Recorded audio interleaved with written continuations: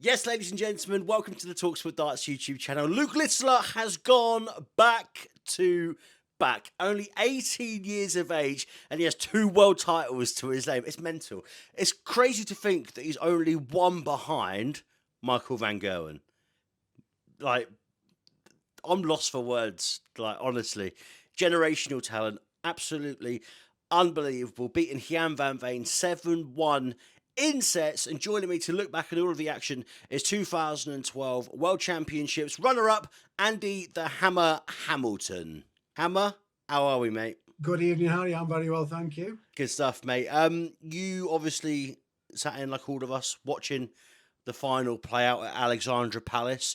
The 147 from Luke Littler just to top it all off was special, wasn't it? Yeah, I think that just says everything about his composure in the game. And I've never seen a kid like, he's not even a kid now. We can't call him a kid anymore. He's an adult, and he's achieving amazing things. And what he's doing for the sport is just absolutely amazing. That final last night was just so. After the first set, 2 sets, he just dominated the game. He didn't give him a chance, and I think that's what he is now. He's like Taylor-esque. He's just relentless on the dartboard.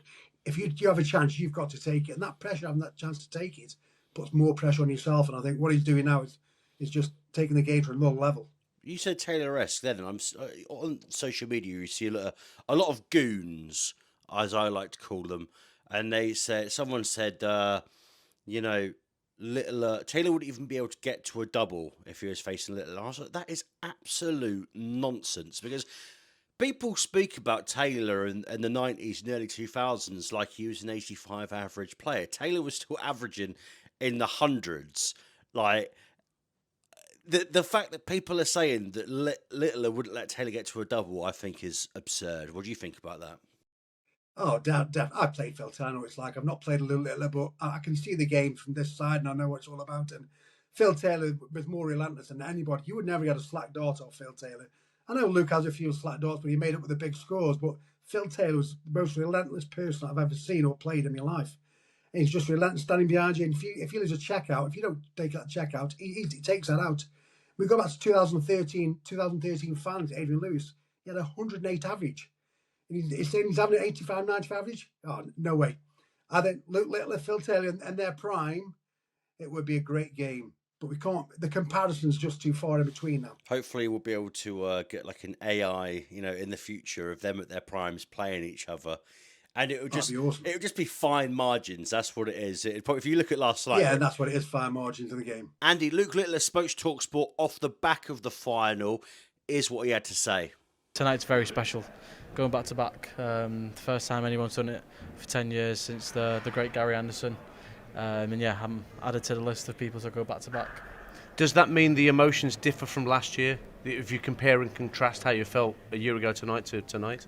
Yeah, nothing will ever beat my first world title. But obviously this one was knowing you've gone back to back, knowing you picked the trophy up, knowing you have it at home for another 10, 11 months. Yeah.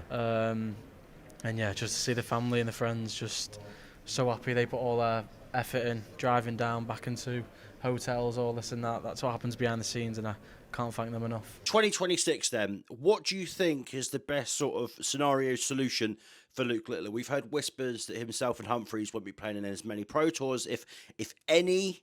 Do you think that's the best, possible route for him in this new year? He's so far ahead in the rankings now, adding 1 million to his fund, so he's so far ahead of anyone else for at least, the next year. If someone else in the sort of top 3 is going to win the Worlds next year, do you think it's a case of just taking it easier? Because he can pick and choose now. That's the luxury of being in the world #1 and the luxury of the prize money that he has as well. I think with having so many tournaments now at the PDC, I think you have to manage yourself around what you feel best for you.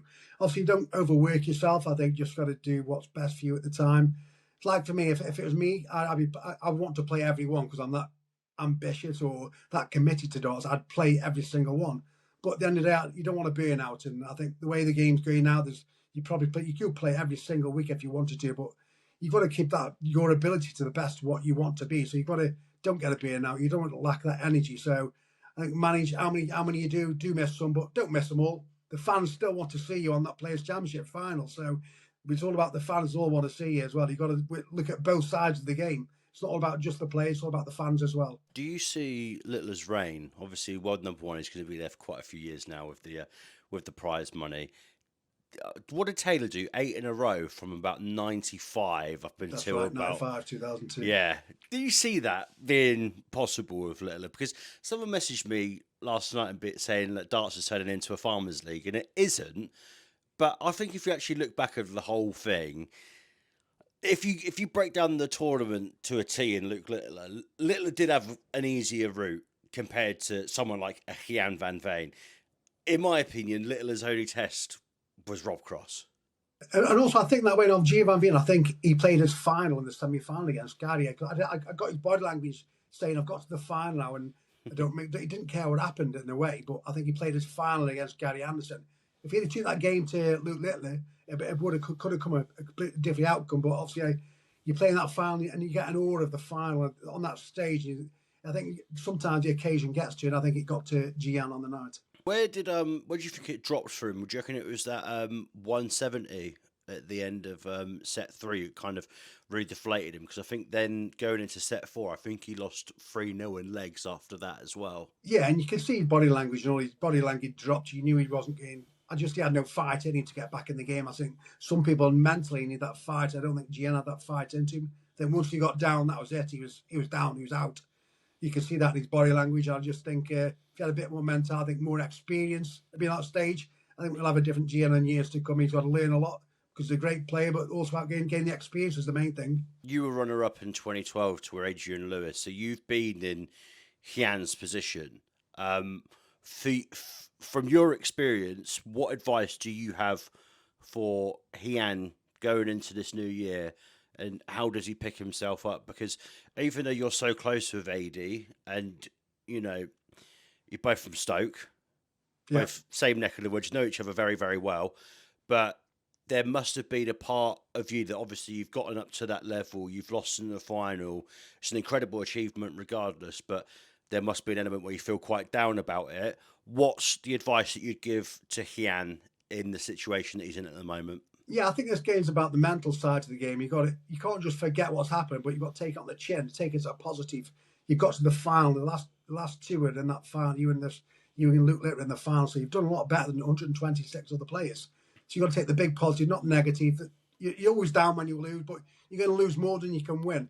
So you've got to take it on the chin and move forward and just not forget what's happened. Just take the positives and just believe you're still that great player. Get to that final, just take that experience and that form through to 2026. Do you think he will be a world champion one day, Hian? Yeah, I think he's got to learn now the experience and mentality of the game. He's got to not fight, but learn to be stronger in the head. He's got the ability now. He's proven his ability. He's just got to be more stronger and get more experience to make him thrive forward. And maybe he will be a world champion. But as long as Luke Littler's there, who's going to beat him? Yeah, I mean, it's the youngest final ever as well. I mean, an 18-year-old and a 23-year-old. I think before that it must have been Luke versus Luke when Humphries was 28 and then Littler was 16 at the time. I mean, it was almost. I was at the semi-final and I love both Hian and I love Ando as well. But I really, really, really wanted a case of the old school versus the new school. Hian was the rightful winner. But Ando, though, oh my God, it was unbelievable. But I agree with what you were saying about his final was pretty much against Gary Anderson, Hian that is. But then he still had to play Luke Humphries before that as well. So it's two games that are mentally taxing. Of course, got past Charlie Manby, who was on debut. Charlie Manby's looking like a solid player. You will obviously know him from down at Modus as well. Hian, I mean, from my opinion, there's going to be a lot of battle scars off the back of this. But, walking away with £400,000 and being the Dutch number one as well, that man can hold his head very high, can't he? Yeah, and that's the thing about it. You've got to take the positives out of what's happened there. There's a lot of things he can improve on, but that's mentally and experience-wise he'll get better. He's got to take on the chin. He's Dutch number one. He's got to the final. He's in great form. Take that form into the next year and just keep going forward now. Don't think backward because that's done. You can't do nothing about it. Just take experience from it and go forward. That's all you can do. I mean, before we finish up, we've got to discuss a little thing called Q School. Obviously, starting this week, some big names. Obviously, going back for their tour card. You've got John Part, Richie Burnett, who's also on the Super Series, good friend of mine, Shane O'Connor, the former Irish #1. Gemma Hayter's going to be there as well. I've missed out a lot of names, but I've not missed out the most important, Andy Hamilton. Hammer, talk us through it, mate. What's going to happen? Are you looking to get back on the circuit? Are you just using it sort of like as an experience again? I think for me, it's just probably I'm enjoying darts, I'm enjoying life, my head's in a good space. So Q School for me is not the be all and all. I'm going tomorrow to try see where my game is, and maybe I'll try the next. It depends what I do tomorrow. How I feel against playing match darts again against really competitive players to see where my game is. See if I can go forward to get a tour card. So my game's all about tomorrow. Enjoy it. If I lose, I lose. If I win, who knows what can happen. I'd love that. I'd love to get my tour card again. If it's not this year, I'll try again next year, but I'll keep trying till the end. I want to wish you all the best, mate. Obviously, we'll keep in Harry. touch. I'll be keeping up to date with everything that's happening at Q School, and hopefully you can regain that tour card, my friend. Hey, who knows, pal? Who knows? The future will be all us.